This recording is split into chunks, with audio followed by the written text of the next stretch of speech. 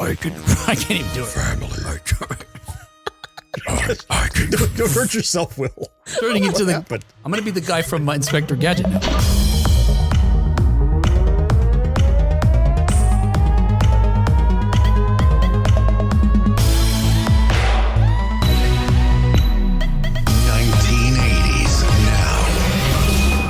Hey, technology be damned. We are back with another episode of 1980s Now, a weekly examination of the importance of 1980s pop culture and its influence today. Hey, my name's Will, and joining me, as always, are my good buddies, Kat and John. How you guys doing?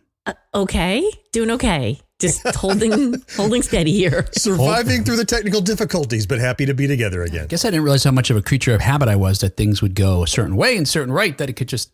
Any little change would just throw you off. Such is life. Anyway, hey, speaking of life, look, I'm living an 80s life in the sense that it continues to influence my life, the experiences I had in the 1980s and before that and since, but mostly then. So much so that today I want to chat about current news stories related to that decade, including, we got a new documentary about Jaws 4, and it's called The Shark That Roared. And I got to tell you, I didn't know why it was called that until now. I do a whole lot. Now you do. I want to see it. I added it to my watch list. Oh, cool. Very good. Let's see. We got a Princess Bride musical update coming. We first learned about this last year, or that it was definitely moving forward. It's been in the works for a while, but I'll chat about that. Hey, speaking of musicals, I want to check in with John, who I believe got to see a musical that we talked about just a couple of weeks ago, Bigfoot. All right. During his trip in New York. Let's see. Oh, yeah. Hey, turns out maybe those folks on the internet that were spreading these rumors that Stranger Things really hadn't ended were right, in a sense, at least, because we've got an animated spin-off coming. And finally, I think it's finally, Vin Diesel is Vin Dieseling the shit out of the next Mattel movie. Going all... Family. He's like a one-man family, because he turns out he's doing everything for the Rock'em Sock'em movie that's coming out. I wonder if he'll be fighting himself. That could be something, right? You can do anything with AI these days. Sure, why not? Hey, thanks to everybody joining us live in spite of our earlier technical difficulties. Hopefully you'll still be able to find us. It's maybe a little slow day today. But let's say hello to who did make it. Let's say, hey, Jamie is here, and let's say anybody else. We have Kurt the Daring. Oh, hey, Kurt. And there's some other folks out there lurking, because I can see you, but I don't know who you are. Say hi if you'd like us to say hi back. We're very friendly. We don't bite. Otherwise, that's cool. Hang out. All right, give us your comments, your feedback as we go along here. We'll share it if it's good. If it stinks, I'm sorry, we're not going to share it. We might type a message back, but that's it. That's an important caveat. Yes. If it's good, leave all the mother jokes to John and Kat, though. They got that covered. Any the low hanging fruit. All right, hey, let's get started chatting about That's what she... Oh. See what I'm talking about? See what I got to work with here? There we go. All right, hey. Okay, hey, I want to get talking about this already because I'm so excited about this. Oh, you are anxious, yes? Yes. Go. Sure. For lots of reasons. But first up in 1980s news, as I mentioned just moments ago, we've learned about Jaws, The Revenge. The documentary that's called The Shark That Roared. It's because it's got a teaser trailer out. You may not recall, but last year was the 50th anniversary of the original film that was Steven Spielberg's breakthrough. It's regarded by many as the first blockbuster, earning nearly $500 million on a budget of merely $9 million. But it was one of those films where folks were flocking to the theaters to see. Hence the large bounty there. Of course, Hollywood, as always, right? This is a tale as old as Hollywood. Eagerly try to recreate the film's success by spawning sequels. This became a joke, a trope, the way they spawn sequels in particular, because they all were related to the Brody family somehow. I mean, there was a Brody in every film. And sharks hate the Brodies. I mean, And they got progressively weirder, and which is why I never saw Jaws 4, right? So I saw Jaws, obviously. Yeah. And I saw Jaws 2, and I'm like, what? Well, I think Jaws 2 was they'd already done the dramatic spoiler alert for Jaws 2. They'd already done the explosion of the oxygen tank. So the second one, I think they had the underwater power line or something, to bite electricity. And then The next one was Jaws 3D, and I'm like, Yeah. I feel like maybe I tried to watch it with the pair of glasses from the corner Circle K at one point, but never made it through. Therefore, I never made it to Jaws 4. Wasn't Back to the Future? Wasn't the marquee was like Jaws 18 or something? Whatever, some number. Yes. Yeah. Even that was the big holographic shark came out and tried to bite Marty, right? Yeah, so as we'll learn, you're right. remember that. So much so that they got increasingly more ridiculous that the tagline for Jaws 4 became a running gag because it was, this time it's personal. Oh, yeah. And so, and Back to the Future 2, when we see the poster for Jaws 19, which says it was directed by Max Spielberg, I guess implying this, the offspring of Steven. It boasts, this time it's really personal. Yeah, and of course, Steven Spielberg also produced Back to the Future, so it's only poking fun at himself. Anyway, these films got more and more ridiculous, so much so that I mentioned that big box office for the first one. Each successive film got about half of the prior. So it went from... Chomp. Seriously. Chomp. Big giants coming out of it. So much so that Jaws 4 only earned $50 million. So what's that? A tenth? A tenth of the... I think maybe? Anyway, and even though the fourth one's regarded as the worst, even if just judge it by on the numbers alone like that, it's got its fans, including this gentleman named Mike Gensarelli, who's planning to celebrate the 40th anniversary of that film, which is next year, 2027, by releasing a documentary about the final Jaws. And it's aptly named Jaws, the Shark That Roared. And I say aptly named because you're about to learn from this teaser trailer. Let's take a look.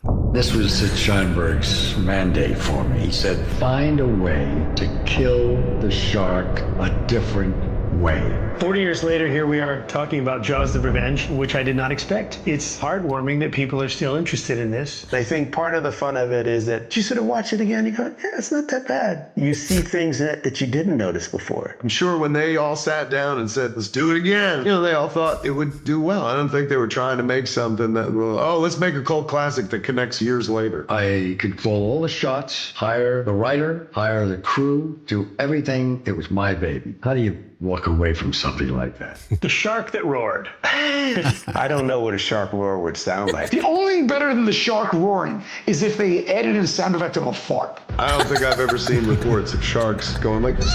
I bet you didn't realize that sharks could roar. That's a little known fact. They can. Giving the shark a little roar was giving him a little extra something. They're known as the Lion of the Seas, right? I think the roar was just an additional distraction or something to sort of mumble it all together so that it looks like the climax of a film.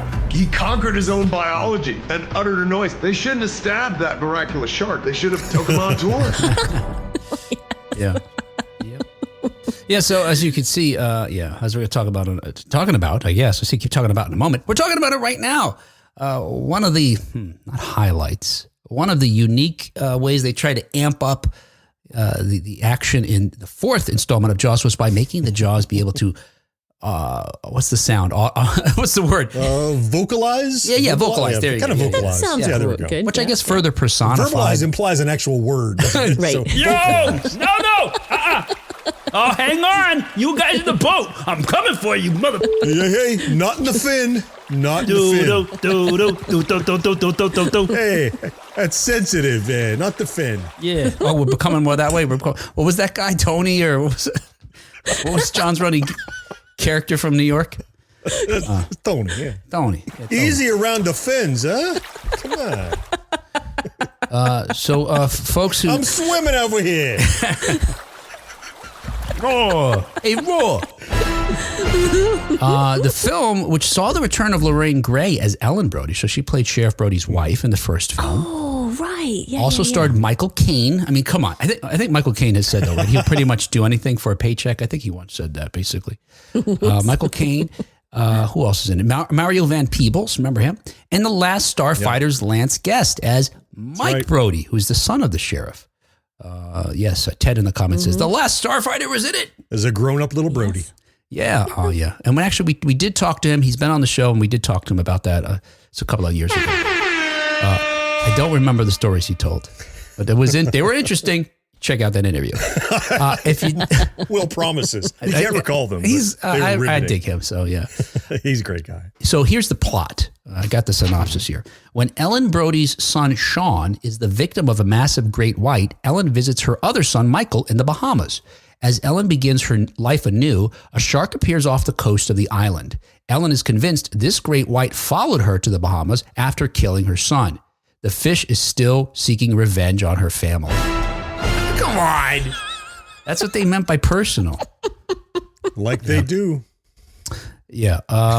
So hey, you do not disrespect the family. Hey, that could be the shark. That could be Vin Diesel. Your choice. Yeah. Oh, I'm going with shark. Yeah. Nice. Yeah. The family. Crossover. Oh, yeah. I think if it was a shark, you'd say school, probably. Don't disrespect the school. Here's some contemporaneous criticism, I guess, critiques. Roger Ebert, you know him, of the Chicago Sun-Times, gave this film 0 stars. Writing in his review that it is, quote, not simply a bad movie, but also a stupid and incompetent one, end quote. He lists several elements that he finds unbelievable, including that Ellen is, quote, haunted by flashbacks to events where she was not present, end quote. Oh. Yeah, you can't. In that teaser trailer, and I've got another clip I'm going to show you in just a moment here. Oh, you good. see her flashing back to Sheriff Brody being on the ship shooting at the shark. Yeah, she was not there. Right. She was miles away on the coast or home. Yeah, continuity is not Jaws' forte. Are they hoping people would forget? And the New York Times' Karen James was a little more direct. She said, quote, why hasn't this family moved to Nebraska? Getting to the heart of it there. Land shark. Oh, no. That's what happens in Sharknado. landlocked water. Oh, yeah, they'll do it. So among the less plausible aspects of the film, as alluded to by Roger Ebert, is one which includes the shark swimming. And look, one of them is the shark swimming over 1,000 nautical miles in just 3 days. Wow. Okay, good. Fucking shark. I told you I've never seen this, so these are all surprises to me. Oh, yeah. Keep them coming. Yeah, he has to follow them from New England, Amityville. Mm-hmm. Yeah. But no, the even more ridiculous one is perhaps the sound the shark makes during the climax of the film. After tricking the shark into swallowing a device that emits electrical impulses, our heroes blast the big fish with electricity, which drives the shark. This is another one of the things that's less believable. Drives the shark to breach the water while roaring in pain. If only we had a clip of that. Yeah. Oh, you know what? I think I might. Hang on. Let's check this out.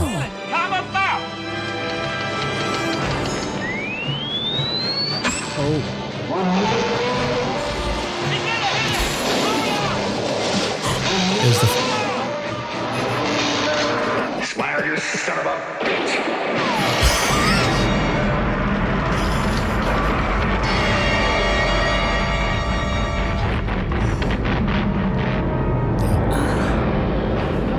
Whoa. Oops.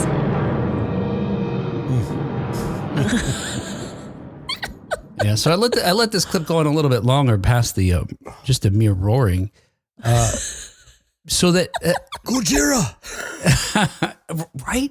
See, I do want to ask you this: where else have you heard that roar? Right? It sounds like you've heard it a million times. Yes. It's like sounds like a Godzilla roar to me. Yeah, I know. Oh, yeah. There's something. There's an echo to a Godzilla roar that's like. Mm-hmm. Like a big cat in a barrel. You know what I mean? It's like a high pitch, but a low resonant echo to it that sounds very much like that to me. Yeah. It made me wonder about a dragon, like if they pulled it from some movie that, yeah. Not that I've ever had a big cat in a barrel. I'm just saying I suspect that's the sound that I would hear. It turns out the roar was used years earlier in 1976's King Kong.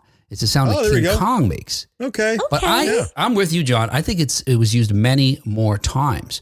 But according to internet sleuths, here is the source of the roar.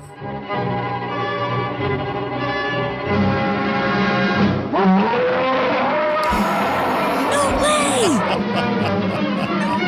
way! Yeah, so there you go. Tom and Jerry seem to be responsible for the roar. Or at least Love it. They're one incarnate. They used it. It could very well be this was Same source material. a stock, much like the Wilhelm scream was something. This that is was, like the Wilhelm scream. That's what I wanted to say. What should we call it? the Jerry roar. I guess it probably would be called. Yeah, the Jerry roar. Yeah. So I love in the chat. Kurt is here. Yeah. Saying, was that the actual roar? It's not his first time. It's not his first rodeo. He knows Will messes with us. Oh, no, and no, tries no. to convince us of false stuff. But no, I did my own research. Oh. That is the official roar from the movie. That's what it's coming down to. You have to fact check me, John. Kidding. Well, all right, okay. On some things. Yeah, that Tom and Jerry cartoon is from 1946. It's called The Milky Waif. Great. Yeah, now according to some, and I haven't been able to verify this, the reason that it is a roar that seems, look, in the very least was featured in Tom and Jerry decades earlier, was because the sound editor declined to create an original sound because the concept of a roaring shark was just too ridiculous. I'm not doing it. Somebody else do it. Nope, we're just pulling from some other roar. I left the clip a little bit longer, I was going to point out, because you'll note that she crashes the boat into the shark. So this is the fourth method of killing these sharks. While it's breaching, right? So her son zaps it. It jumps out of the water. She spears it with the I don't know what part of the boat you call that, but it's broken off. And in our clip that we saw, the shark explodes for no reason. There's nothing inside of it that's explosive like John had suggested in the first film. Nothing. It turns out that they shot the film and they edited it and they showed it to U.S. audiences where it doesn't explode. The shark gets stabbed and it remains on the sort of, that bow of the ship, I guess, until that breaks and then it sinks down to the ocean.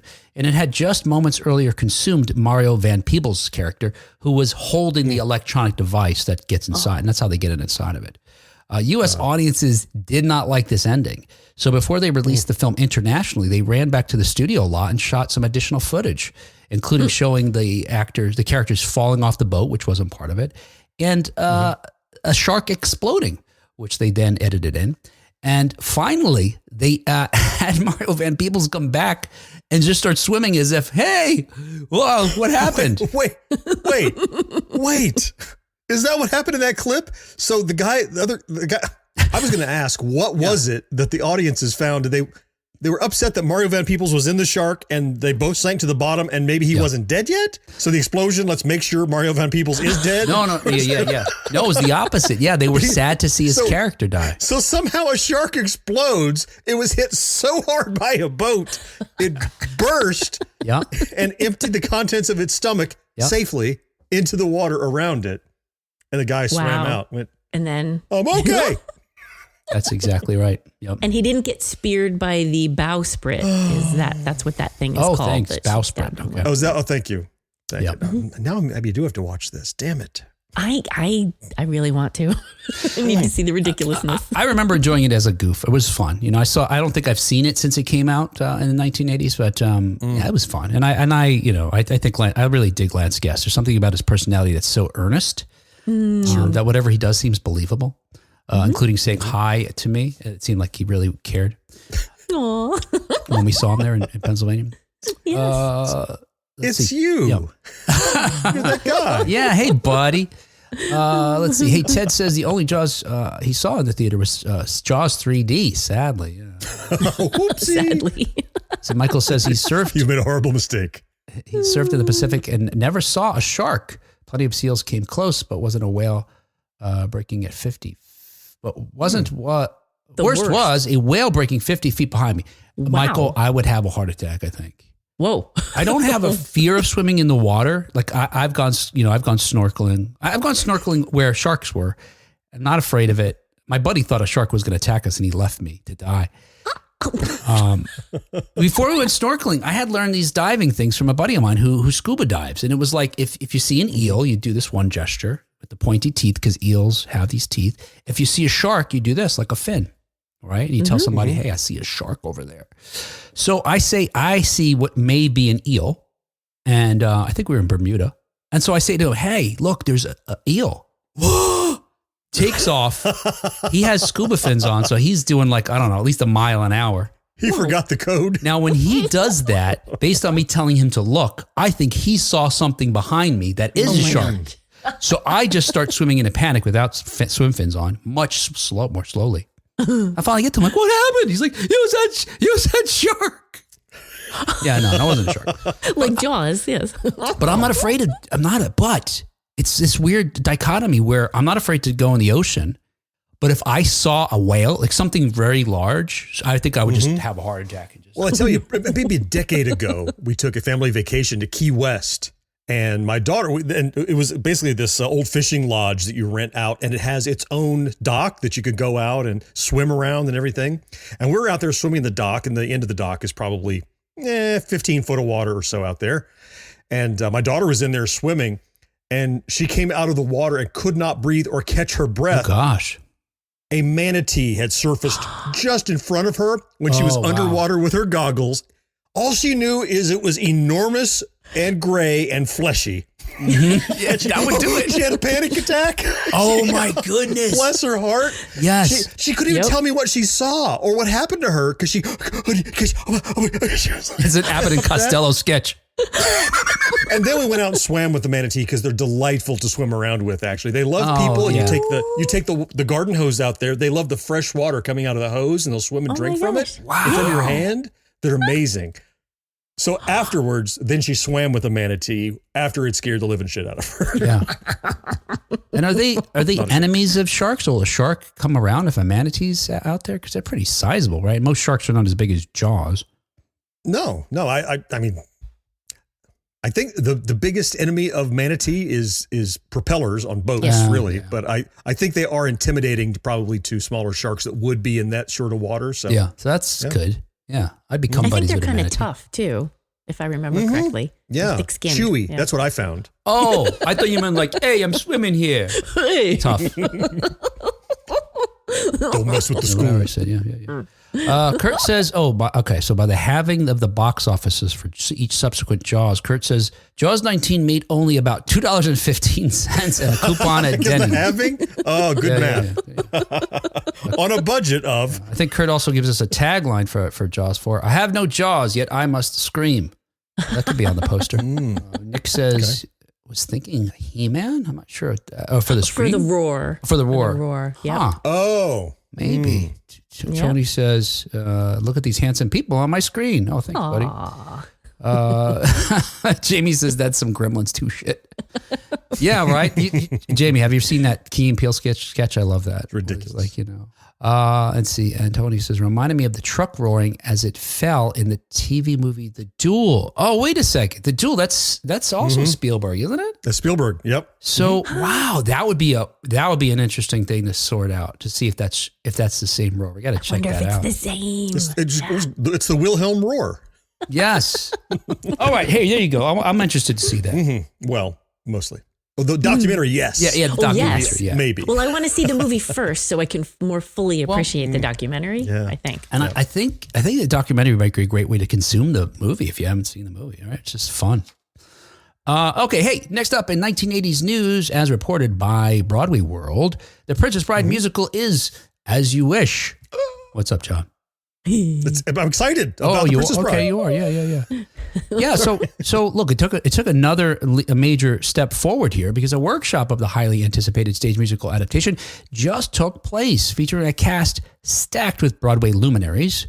According to a post from cast member Marissa Rosen, the workshop was led by Tony nominee Alex Brightman, who played Billy. Now, who's Billy in The Princess Bride? The kid in the bed. Isn't that the boy? Yeah, is that right? I didn't think he had a name. Okay. Also, Alex Brightman played Beetlejuice. Yes, right, absolutely, yeah. That was one of his Tony nominations, yeah. Anyway, so there's a bunch of other folks here. And quite honestly, I don't know who these folks are, but it'll mean something to somebody. Jonathan Hattery is Grandpa, Kevin William Paul as Wesley, and Erica Henningsen as Princess Buttercup. Now, the fact that Alex Brightman's playing Billy, it's a workshop right now. So what they do is... They're just, standing around on stage with scripts in hands. And you're answering the question that I had, and I want to make sure I get the rest of the question in because I had the same question, I think. What the article doesn't tell me, and someone like you will know better, and I can tell that you already know what's going on. You said they're standing around with scripts. Yeah. What does having a workshop tell me about the viability of this production? Is it like dress rehearsals is the day before you open and this is the day before you start kind of thing? Is this like the first step toward it's really going to happen? What is a workshop? Yeah. Because I always thought of that as like a experimentation, see what sticks to the wall kind of thing. Yeah.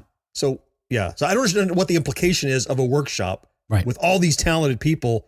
What does that mean for when can I see it kind of thing? You know, is it real? Yeah, How real is Thursday. it? Yes. Thursday. Thank you, John. That's my question. Yeah. Is So it- you'll, yeah. So writers have written music, you know, the book, the writer has written a book, or composers have written music, the writers have written a book. So probably it could be in any stage, you know, usually a good portion of it may be done, but enough of it that you have actors on the stage that'll have scripts in hand, that'll be acting it out and singing it. There's no blocking. They're just standing there usually. And oftentimes what it is folks that get invited are people who may be interested in investing in it, producing it. Oh, So it could be one way to get money to get it done. So if it's an abject failure at the workshop, it may not go further. So if it's not received well by the audience, that's usually an invited audience, and again, mostly folks they want to help spread the word, help raise money, that sort of thing. So yeah, that's what it is. And so that's why I think you can have an Alex Brightman, who again, Beetlejuice is a pretty big credential there, play what I imagine in the actual show will be a child actor, but they have an opportunity to have fun with it since it's just a workshop. all right. So if I understand, this workshop really, it's like the first big step after they know what they want to do and they have a solid footing. Let's just see if it's viable and we can get money for it. Yeah. Most often That's cool. Yeah, that's That's exactly great. right. So this is huge. They've been attempting to adapt this and I'm talking about the film. So the film came out in 1987, if you don't remember, based on the novel of the same name by William Goldman. And of course, it was directed by the late, great Rob Reiner. And look, the movie is fantastic. And maybe this is why you're excited about it, John. It's kind of singular in the sense that it has comedy and adventure and romance and so much is packed into this film, and it works. And as a result, it's given us so many of these moments and lines that are just part of our zeitgeist for decades now. So quotable. So, but they've been trying to adapt it since at least as far back as 2006, when Goldman was involved himself, trying to get it off the ground. But it wasn't until a year after he died in 2019. He died in 2018. So in 2019, this particular iteration started forming.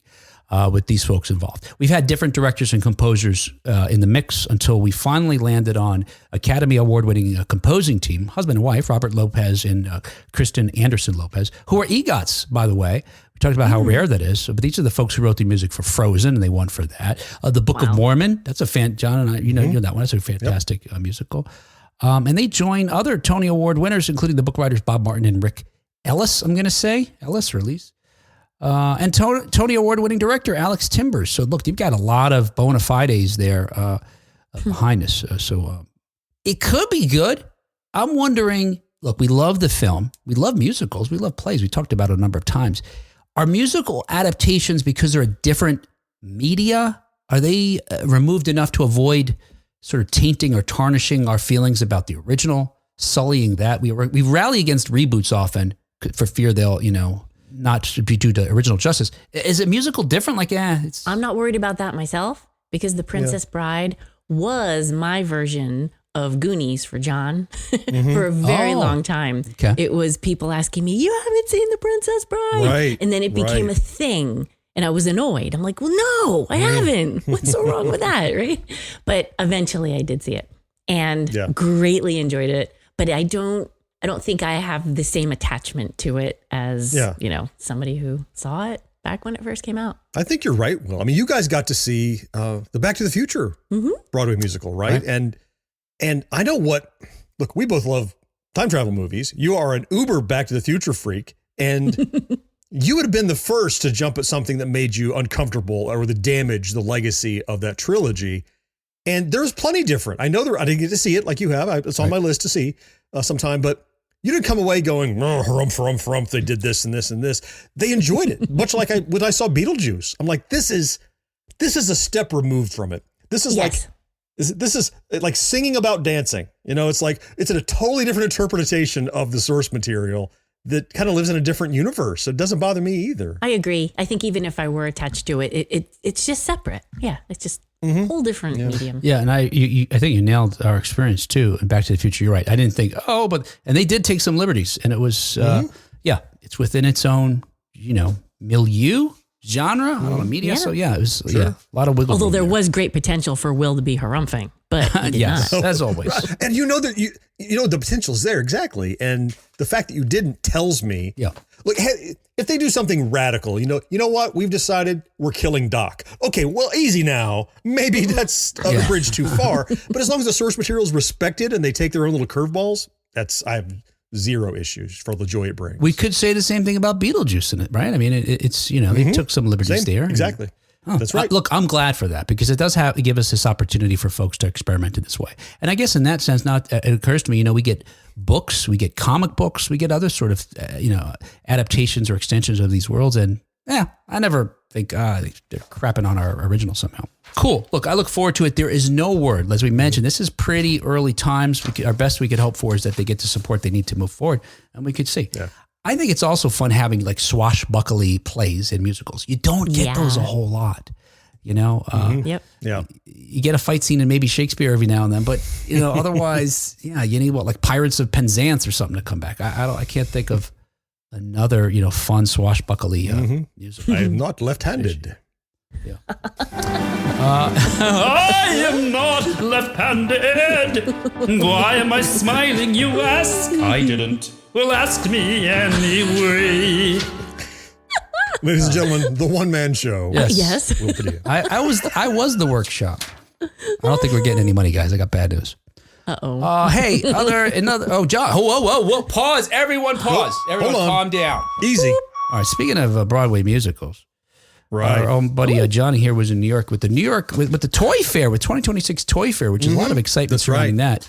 And we could probably chat about that for a couple of hours. But instead, we're going to focus on something different. We talked about the Bigfoot the musical just last time we were together, and in particular because we love cryptids. John's the one who's crazy about cryptids, right, Kat? We just have a fascination with John. John's our cryptid. I want to get a hat or a T-shirt with John on it, his silhouette. Yes. As a ball cap. So, John, did you get to see a Bigfoot while you were there in New York City? I did. And I made some notes because I was fearful that if you ask me, how did I like it? I would go, it's good. And like, why? What about it was good? I didn't have any details. Yeah. But so I didn't write any dissertation, but I mean, the further I go in the notes that I have, the more pertinent Bigfoot the musical becomes to you and this show. Okay. Oh, interesting. So the concept of Bigfoot the musical, it's actually just called Bigfoot, a new musical. Right. So, Bigfoot! So it takes place in the unassuming little town called Mud Dirt, somewhere between a chemical dump and a nuclear power plant. Whoa. And they had a brief description that is a wonderful description that does not spoil what's going on in the show. The interesting thing is it was written, Amber Ruffin began writing this nearly a decade ago. And how relevant it has become in our modern society is so crazy. A corrupt politician decides to make a shady deal to build a water park through the town that will benefit him and only him. So he has to get the town folks' approval. He does this by blaming Bigfoot as the cause of the town's problems as a distraction. So I saw this Tuesday evening. Only 6 actors in the company that play multiple roles.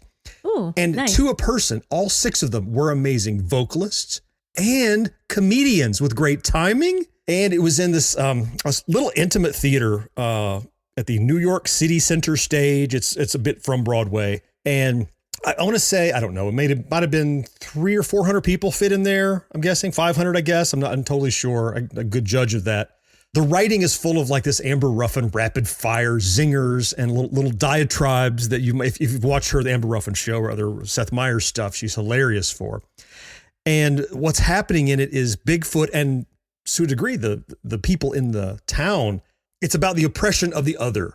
Like you should hate them because they're different or someone told you to hate them. You don't have to go get your own information, right? They're marginalized. So when we start to link it back to the show, it's absurd. Totally crazy, silly, has a few F-bombs in it. Oh. A lot of inappropriate sexual innuendo. Oh. Plus, it takes place in the mid-1980s. No way. Really? I noted references to Care Bears, Ronald Reagan and his love for jelly beans, Ike Turner, Shaka Khan, the Transformers. At least 2 samples from Cherry Pie by Warrant and Girls, Girls, Girls by Motley Crue when someone is opening and closing the door to a strip club. At one point, there's an 80s guitarist wearing like 80s clothing and playing the guitar with her mouth like she's Jimi Hendrix. Whoa. And the mayor has high water pants a la Pee Wee Herman and a huge mullet. Wow. But it isn't an 80s story. It just happens to be on that canvas. Okay. I would wholeheartedly recommend this. I laughed. I didn't expect it to be as funny as it was or as moving as it was. I got tears in places. There are moments that are exciting and people make these little soliloquies. They're like, yes, damn it. They had to interrupt the show. People were applauding the message that was in it. It was really good. So that's awesome. So I've seen a lot of live theater. So ranking live musicals, my number 1 now is Book of Mormon. My number 2 is Beetlejuice the musical. Bigfoot is number 3. No way. That's a solid list too. Yeah. Mm-hmm. Yeah. If I could go see it again tonight, would that I were still in New York, I would go see it again for tickets starting at $60. I think we paid $80 because we didn't sit in the nosebleed wings, but phenomenal experience. I mean, I'm already a sucker for Bigfoot. I'm already a sucker for live theater and musicals and comedy and all of that. So yes, it's like shooting fish in the barrel with me, but all that being taken into account, I was there with 2 people who were not necessarily had the same taste that I had and were also wowed by what they saw. Do you feel like they respected the Squatch? In the way that it doesn't matter because of the separation. Okay. They give him an origin and backstory that doesn't necessarily match what we might think, but makes it relative and poignant to this story. And it's kind of okay in this case. Yeah, he's definitely respected. Yeah, he has a great. So his costume looks like Chewbacca, right? Big flowing hair. Oh, yeah. And there's a great musical number where they have a fan blowing on him, like an 80s music video. But instead of just being the hairband for Poison, it's his entire body is blowing in the wind. That's awesome. As he's my performing goodness. this big rock ballad. It's fantastic. Love that. Well, Kelly did just ask, are there singing big feet? Singing, dancing, heartfelt Bigfoot. Yeah. Well, look. So, super relevant. You know, I'll be in New York in a couple of weeks, and there's already one show we're seeing now. I wonder if it's going to happen to be on my birthday, so I get to pick what we want to do. So maybe we'll see Bigfoot. Oh, yeah. Huh. Andre. Okay. It's still in the, as I saw it, it hadn't yet officially opened yet. I think it officially opens in March, and it's supposed to, and now it's going to run through sometime late April. So it's got at least a couple month run commitment already. But it's a pretty small window to, if you don't live in that area, to make it there. If you have an opportunity, I wouldn't pass it up. Yeah. I better figure this out. Yeah, you got to get there on my birthday. Okay. Yes. And based on how timely it is, I would imagine that might give it some extra legs or feet. I would hope so. Yeah. I would hope so. Although I love America and exactly how it is now. I think it's perfect. As you've stated, clearly, everything is good. On many occasions. Yes, okay. Let's see. Eric says, a Bigfoot Yeti dances. Awesome. Heck yeah. So Rip Van X is in the chat. He's one of the fellows that went with me. Okay. He had to drive a couple hours down to Manhattan to join me. He says he's going to see it again. Oh, maybe I can jump in on his band there. Hit your ride. Yeah. Hey, Rip, look out for a cat. She'll be on the side of the road. Hitchhiking. Yep. Bigfoot or bust. Karen says, I love Amber Ruffin. Yeah. And wondering about the Princess Bride musical asks, I hope there's a song about marriage. Marriage. There is. There you go. I have a question. Rip Van X says, wag the foot. Is that a little inside reference Is that a spoiler? to the show there for you, John? I don't remember that one. It could be. Okay. It could be. I had to consult with Rip to remember some of the details that I shared with you here. So he may remember more than me. You were absorbed. He's a bit younger. Maybe he's giving you direction right now with what you should be doing. I should just be waggling the foot. Wag your foot. Yeah.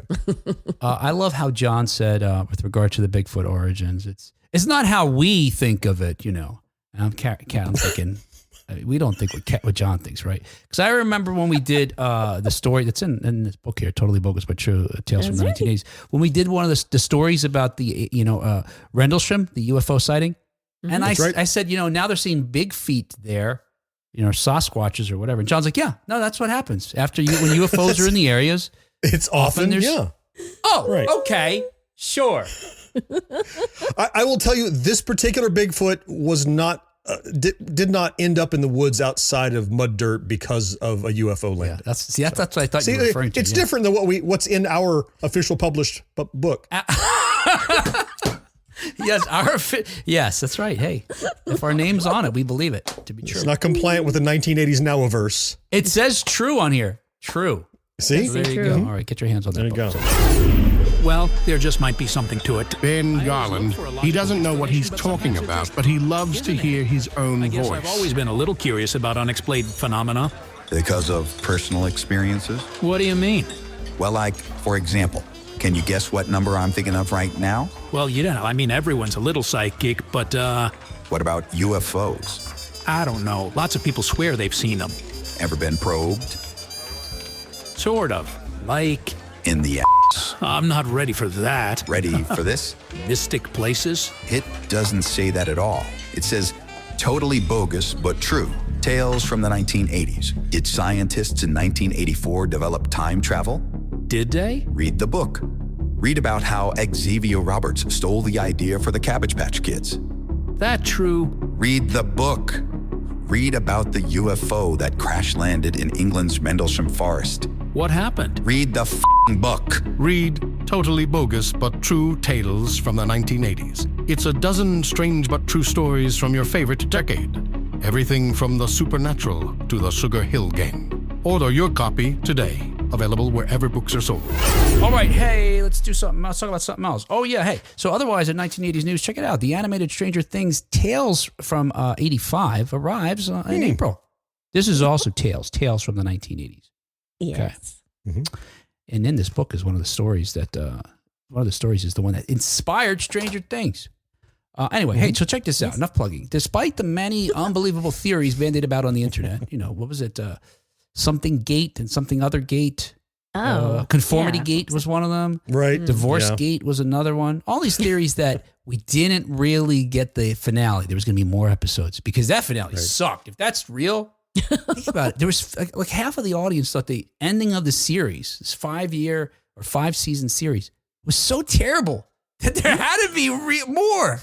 Oh, crazy! I thought it was great. I guess one other plug. We did talk to a bunch of psychologists about this notion that they're probably just grieving. It's one of the stages of grief. They were in denial. It's really they didn't want it to end. Say goodbye to these characters. Anyway, look, check it out. They were right in one sense, I guess, because the popular live action series is giving us a spinoff.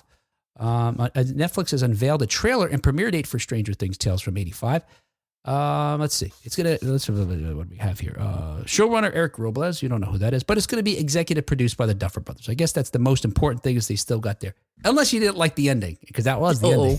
Then maybe you're not going to be watching this. You don't want to trust these guys again. Yeah, but let's take a look. Let's see what the animation style is and maybe get a hint at the story from the official trailer here. Yeah, what do you think? What do you think of the animation style? I have a thought. What would resonate with you for you? Yeah, I dig this kind of. It's becoming a little more commonplace. Not terribly so now. Where my first recollection seeing it in the Spider-Man movie, the Spider-Verse films, where it's this 2D animation in a sense because it's computer generated, but they make it seem as if it's maquettes or it has this little 3-dimensional sort of thing to it where it could almost be figures being stop motion animated. So I really like how very 3-dimensional, very taking up space. Like they look like they have some mass. The Spider-Verse jumped to me, of course, partially, but something I don't care about in the Spider-Verse is it gives me a headache because the frame rate is so low intentionally. And this seems to have that higher frame rate, so it's not so jittery because it's not trying to be a comic. Right. But also the way a lot of the models are created, it gives me a Wreck-It Ralph vibe too. Okay, sure. Like kind of the stubbiness of the fingers and the hands and the way people, like the shape of humans. Because you see a few humans in Wreck-It Ralph who aren't video game characters and they look like this. Yeah, they're very angular. There's lots of contrast and the colors are very... It's like there's so much shading. So it seems there's still some more story to tell. We returned to Hawkins during a brutal snowstorm in the winter of 1985. I'm trying to remember. Let's see. We had some big snowstorms on the East Coast. I don't know if any of them was in 1985, but in Hawkins there could be.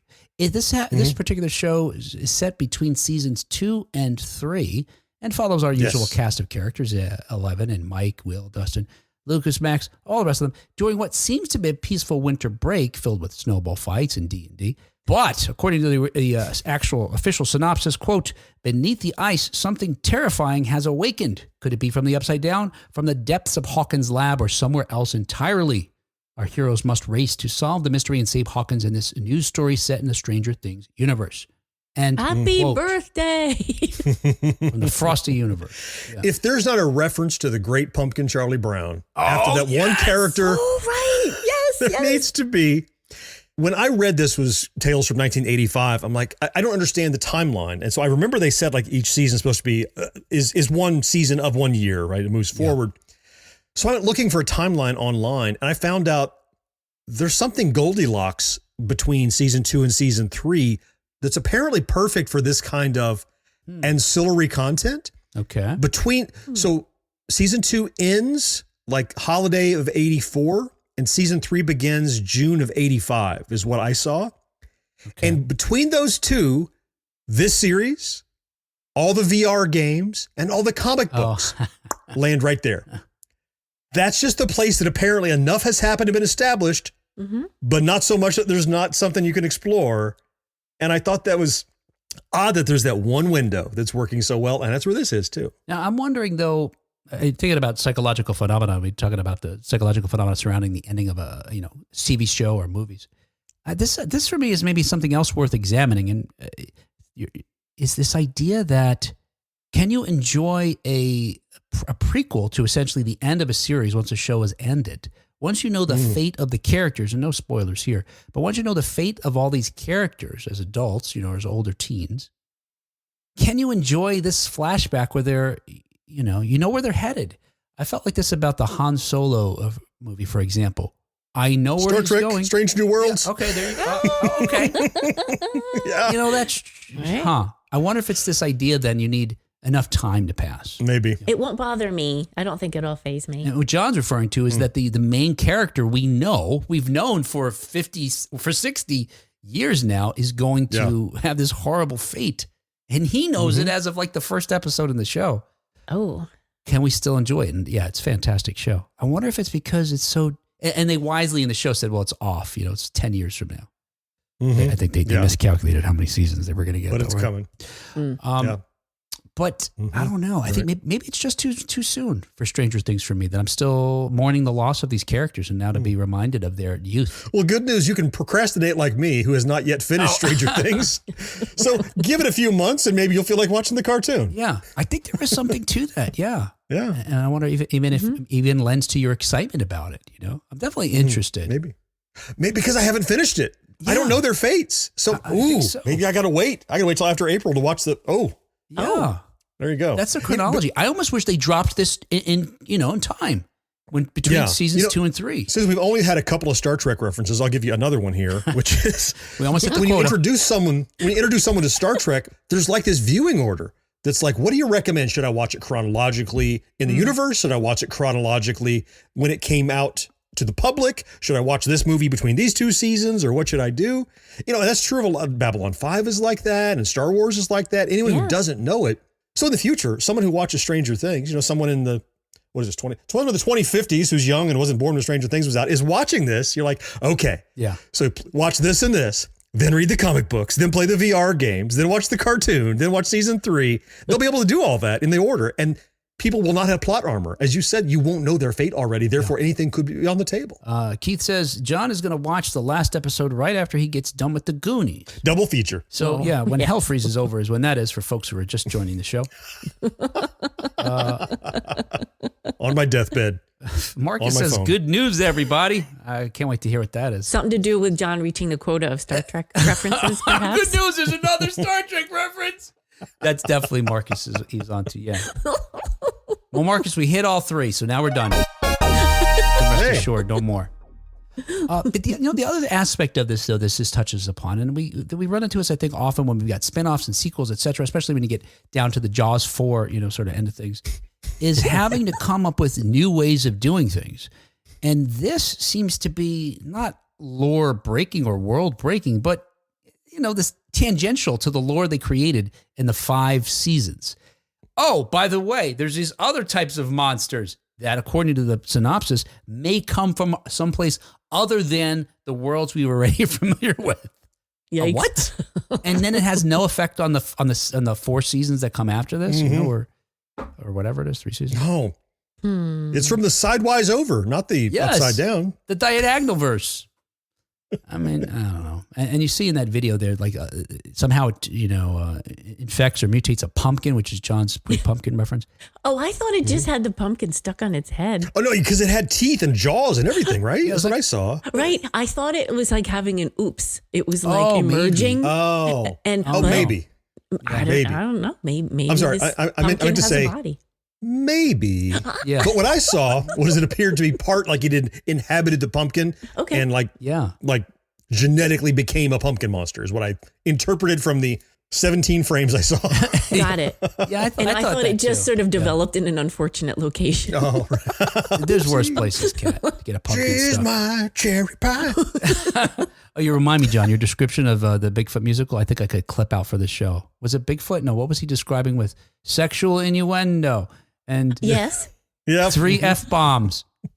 That was it. That's our promo. That's going to be our promo. Now, sadly, See also 1980s now. See also. Sadly, none of the actors from the series are going to reprise their roles. We might actually get some kids playing the kids. Crazy. Whoa. Yeah. Well, I guess some of them are. Yeah. Instead, the voice cast. Not really. Not all. The voice cast includes a number of actors with whom I'm unfamiliar. They may be, big names in the industry. I don't know, and I'm sure they're very talented. That is except for Janine Garofalo and Lou Diamond Phillips, who have been cast in unknown roles. Now, I will note, I don't see anyone having been cast as Joyce yet. So I could see Janine Garofalo being Joyce, the Winona Ryder character. I'm not sure who Lou Diamond Phillips would play, though, but he might Pumpkin be. monster. He'd be the shark. Additionally, Broadway veteran Jeremy Jordan, who I do know from Supergirl, he's on that TV show, and he was in Newsies. I think that's where his big breakthrough was. He's going to be voicing the baseball bat-wielding Steve Harrington.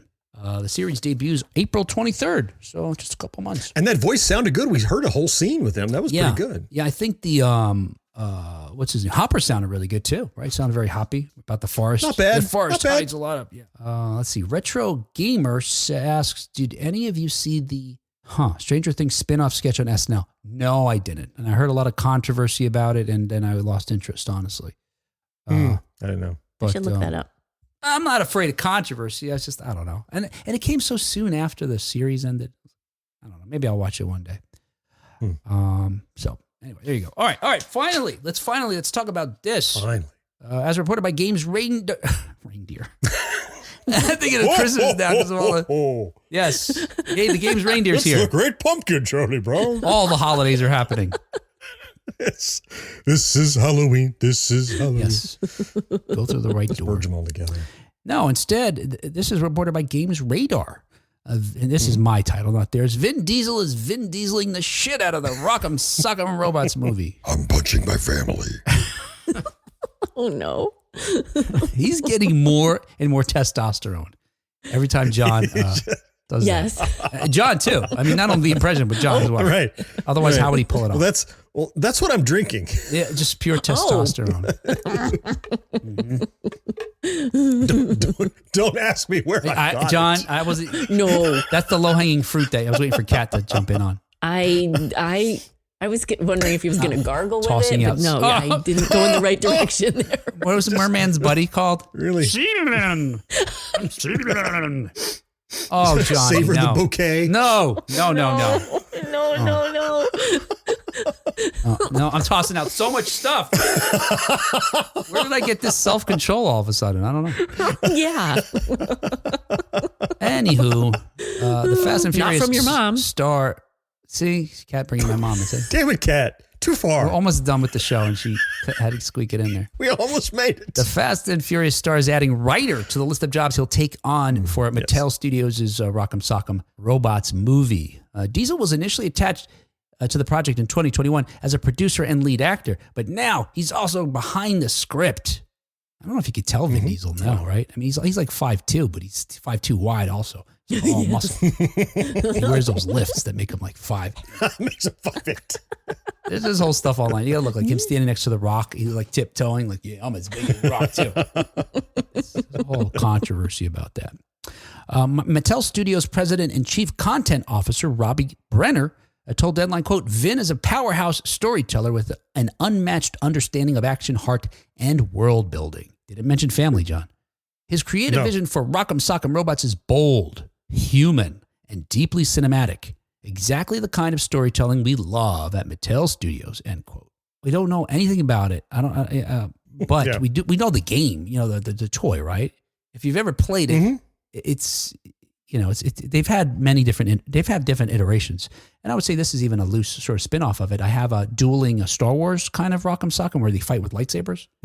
Which I love that one. Yeah, Rock'em Sock'em. You have 2 robots, you have 2 plungers, and you're trying to decapitate your opponent. Yes. Right, very good. Yeah. Do you know the names of the 2 robots, John? I only know because I have it in front of me. No, they're red and yellow. I don't know. It's Red Rocker and Blue Bomber. Oh, they're blue. Oh, red and blue.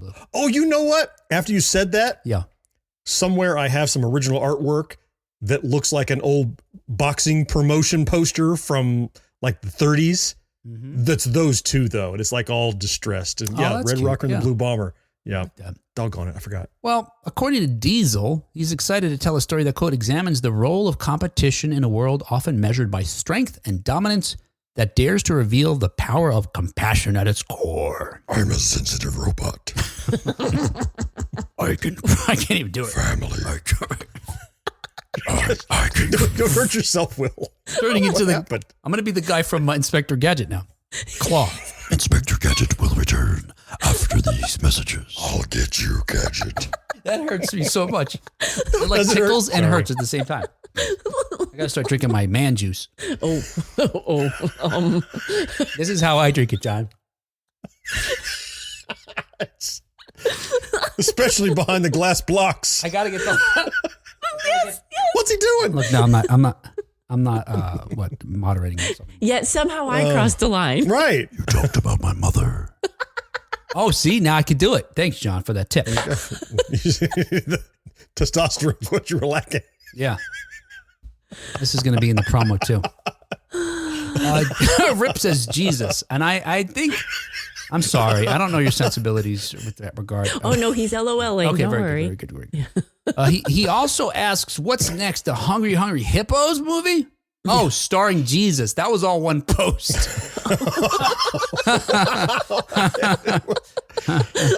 I got you now. I'm gonna back away from this topic. Wouldn't it be cool if they did Hungry Hungry Hippos and they did it as a horror movie? Maybe it wouldn't be cool. I do, bemoan those movies where they've taken these recently public domain properties and turned them into horror. Popeye, Mickey Mouse, all these things. That seems unimaginative. But I wonder if a Mattel-backed Hungry Hippos, where you actually have to be afraid of the hippos because they're zombies or whatever, they're starving, would work. I don't know. I don't know. Rip says, no. Okay. No. In capital letters. The Hungry Hippos have names too, and I'm not going to magically know them. I just know that each hippo has its own name, and they've evolved over time. They've changed them slightly, but I forget their names. I had that game and I loved it. Yeah, it's Red Rocker, Blue Bomber. No, it's not. Everybody's named that. Let's see. What else do I want to tell you about? Yeah, and look, this is, we talked about this many times now, and we're going to be because there's many of these films coming out. But that they're trying to recreate the success of their Barbie film, which, was the highest grossing movie ever at $1.44 billion. We've got He-Man coming up next, which just comes out this summer, which we saw with Amazon MGM. Although with Barbie, I think what you need is just to have Margot Robbie play the red robot. Yeah. Oh, that was part of the appeal there, really. Yeah. Oh, gosh. I saw that Wuthering Heights movie with her in it. Look. Oh, did you? Sorry. The movie it's actually, I didn't see Saltburn, which is another film by the same director, which I wouldn't because it seems really gross. But to your point, John, she's just captivating and fantastic in Wuthering Heights. Everyone is really, really great performances. I've never read the book, but I can tell you, I think this is, if you read the book, you know this. Everybody in that movie's a monster, though. They're just horrible people. Horrible. I won't spoil it more than that. But part of the appeal is her. I have some hidden trauma about Wuthering Heights because Though I never read the book, I was tested on having read the book. Oh no, John, I still have flashbacks. I have dreams about going to high school tests where I haven't read the book. And you did that? That's horrible. I'm sorry, man. Yes. Yeah. But in addition to the Masters of the Universe, on February 3rd, I'm just talking about just a few weeks ago, Apple revealed the first image for the Matchbox the movie, which stars John Cena, Jessica Biel, Sam Richardson, and some other folks. We don't know what this is going to be about either, except, well, I shouldn't say that. They give us a synopsis. This is their synopsis. It's an action-packed, globe-trotting adventure about a group of friends since childhood who have had their lives upended when undercover CIA agent Sean, played by John Cena, their longtime absent former leader, returns to their small town and unwittingly gets them embroiled in a frantic international pursuit to save the world. Now, that premise, high level, I note two things. One, it sounds like the Central Intelligence film with The Rock and Kevin James. Similar, The Rock shows up for a high school reunion and winds up sucking his friend into this international intrigue. And there's no mention of cars. Right? I mean, Barbie... Like, I thought it had to be Fast and Furious-y to be a Hot Wheels or Matchbox movie or something, right? Yeah. You've got to highlight the cars. That's the point of the toy. Yeah. Is the thing that is rolling, not the spy and the... There's no people in those cars. Have you looked? There's no people. Nobody cares about the people. Yeah, you're right. Yeah, and in the images they show, and I'm not even going to waste your time showing them because you see the actors. There's no cars featured or no vehicles. There's one shot of, you see a car next to a motorcycle and a helicopter's over that on the highway. And I thought maybe that's the most Matchboxy thing they have out of these three pictures. But otherwise, and I'm not suggesting they need to make a movie about, like John said, we've got plenty of those. But don't take the... It's called Cars, right? Yeah, the cat's got Matchbox right there with an arm's reach. Right here. He's got a Matchbox truck. It is. It's a Matchbox tractor-trailer. Yeah. I don't have the front anymore, though. Oh, we got to rectify that. The cab is. The tractor? Well, then it's not a tractor-trailer if you just have the trailer. It's just a trailer. It's just a trailer. It's a trailer. What you have is a trailer. Kat, this will be a fun challenge at, like RetroCon later this year. We got to find you a I love that idea. Yeah. Yes. Even if it's for a different brand and a different size and scale altogether. Or a different scale. That's fine. It's it's Optimus Prime. Wait a minute. No, I have different scale. I have a little truck. I have the tractor, but it doesn't fit. Oh, okay. It's not really. This is a whole different thing. Anyway, it's directed by Sam Hargrave, the Matchbox movie, which gives me some hope. He's a guy, we've talked about him before. He's a stuntman turned director. He directed, I think he maybe even wrote all the Extraction films. Which are shot like a stuntman. Only a stuntman could shoot them. Where he's actually, we've talked about this. He'll grab a camera and jump off the roof too, and just to get the shot of the guy falling from the building because he's a stuntman, so he does crazy shit like that. So maybe it's going to be good, but I don't know. Anyway, that one doesn't come out till October. You've got Masters of the Universe in June, and no word yet when Rock'em Sock'em Robots is going to punch its way onto the screen or some clever metaphor / pun. Coming this Christmas, family. Christmas is a perfect time for family. Yeah, it is. Right? Yeah. Let's see. We got some comments here. Retro Gamer says hippos have known to take good chunks out of people. Mm-hmm. Yep. I think they could use the Jerry roar in there too. They could absolutely. I think they could. That would work appropriately. Yeah, the Jerry roar probably is real animal noises that some sound designer used. Whatever the original iteration is. It's a mouse. I definitely remember seeing some video on TikTok or something where a hippo charges the person at the zoo. It was like a watermelon. It's like, Rack! They toss the watermelon in the mouth and finally, that's terrifying. You see them do that too. You put a giant melon in there and just skaplat, it goes like somebody stepped on it. It's just like, juice. Don't put your hand in there. Yeah. Gonna come out looking like an empty glove. Oh God! How did you get the meat out? Spruik, splat out the sides. Tossing out a bunch of callbacks that are just not appropriate. Have something to do with John's juice. I like it. No.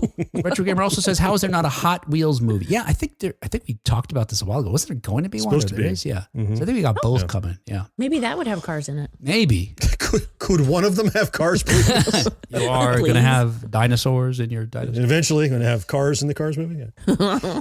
Retro Doll says, "Did you guys hear Tubi is getting a bunch of Warner Brothers and Cartoon Network shows?" I did not, but that's pretty cool. That's interesting.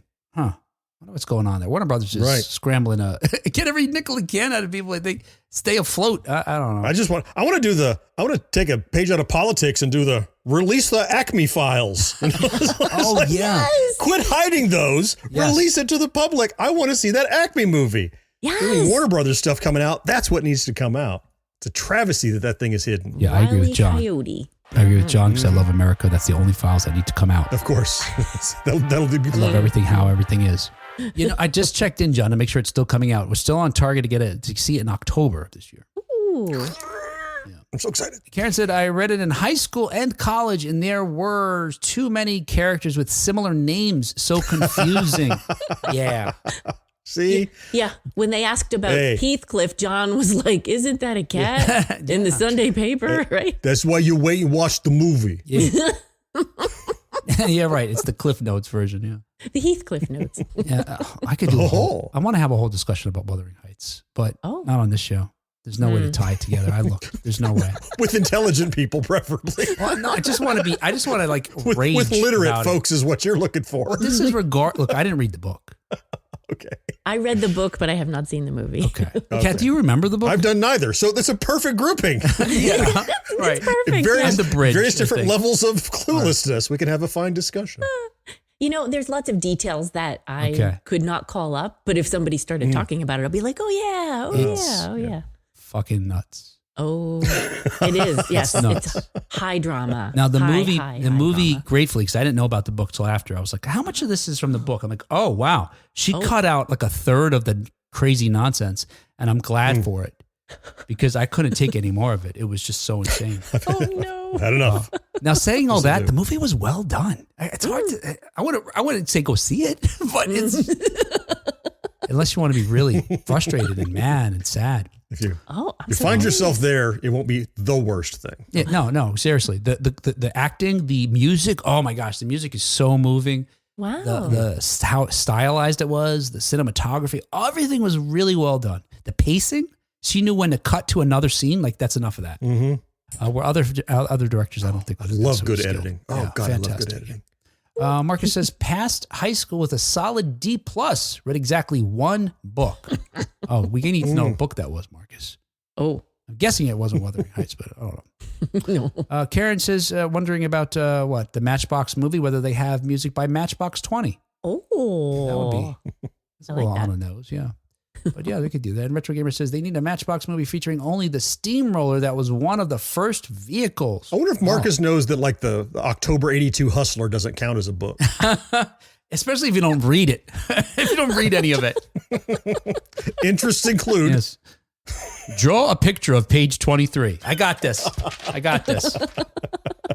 Do we have circle stencils in the, can we use stencils in the, I'm going to draw it for you guys, page 23 right now. Oh no. After I say, that was the show. Oh. And this show was brought to you thanks in part to our early adopters, Karen Flieger and Rick Parker. Thank you. And thank you especially to our Secret of Our Success level Patreon supporters, John Henderson, Brandon Greer, Marcus Taylor, Matt Marino, and Vincent Ferrari. Now there's a car. Awesome. Thank you, Vincent, for showing up. We have a car. See, he could be in the Matchbox movie. Yes. Yes. Starring Vincent Ferrari. As yes, right. The Ferrari. All right, I drew something. Let's see. I drew some here. This is just for the Oh, we're getting some patrons. artwork. We really Let's are. see if I can put this in front of the camera. Are those headlights? Did you? We're seeing they were inappropriately headlights. small portions of the picture. Oh no, it's a boombox. Oh no, it's a car. Yeah. Oh, there we go. Okay. It's page 23. All right. Yeah, them headlights. Check out them headlights, Kat. It was an ad for the Matchbox movie in that episode or in that article. Hey, thanks, guys. We love you. We're so very grateful. Wait. This just did. Marcus gave us the book here. Read exactly one other book since. And that had to do with the Jones sisters having a book club and some other stuff I was interested in. I don't know what that means. Who are the Jones sisters? This is the word book is used so many times in this response. It's like layers. You read a book that had to do with a book club. I don't know. But I will say this. You know what's funny about that is Marcus wrote a story in this book and he hasn't read it. So don't be Marcus. You could be better than Marcus. Get your hands on this book. It's really cheap. He probably made AI write it because he hates reading so much. Yeah, okay. Hey, but look, don't be a Marcus. Well, Marcus, helps keep the show afloat. So in that regard, be a Marcus. In a different regard, get your hands on this book. Look, we're so grateful for everybody, including Marcus, and everybody else too who helps support the show, keeping the lights on, keeping the recording going, even though when we have technical difficulties. Whatever, you're there for us, helping us maybe getting a new streaming software. Possibly. And we are eternally grateful. Hey, if you can help like these folks by giving us some money, because that's what apparently the world operates on that. Go to patreon.com/1980s now. You just give us $1 once even. That works too. Or you can give us $1 every month. That would be fine as well. If you got $1,000 every day, that'd be cool too. We'd be super grateful. We'll change the name of the show to Anywhere in between. Yep. We'll change the name to 1980s Now, brought to you by whatever your name is. Yeah. There you go. Absolutely. Hey, I have a follow-up to the last time we recorded. Mm-hmm. You wondered when Hooters was established. And so I looked it up. It was founded for the Apple commercial. Yes, that's right. It was established April 1st, 1983. Yes! Oh! John, we could do that Hooters episode now. Thank goodness. Actually, recorded live from the downtown Hooters. Yes. We're going to meet at the biggest Hooters. We got to find who's got the biggest Hooters in the country. I mean, the restaurant. The restaurant. And we'll meet there at that location. And what we'll do is we'll talk to like an original Hooters woman from the 80s. And we'll have a newer one there too, John. Don't worry about that. We'll have a newer one. Okay. And I'll be gnawing on wings the entire time. Sure. Ranch or blue cheese? Yes. Ranch. Thanks for asking. I listened to that so often when John was saying how that commercial had him. The only thing he could think about was ranch or blue cheese. Yeah, so funny. I love that. It's so funny. Oh my goodness. Is that another t-shirt for you, Will? Yes, ranch or blue cheese. We can have my headlights on the t-shirt too. Right. You just have a photo, like a still from the commercial, the Apple commercial. And below it says ranch or blue cheese. Yeah. We poorly photoshopped like, a plate of wings in her hand instead of a hammer. Yeah. Oh gosh. All right. Hey, there you go. Hey, if you want to know what the heck we're talking about, listen to a couple episodes ago. All right. Hey. And thanks for listening to this one. And listen to the next one when we talk to you next time on 1980s Now. Until next time. Hey, I'm swimming over here.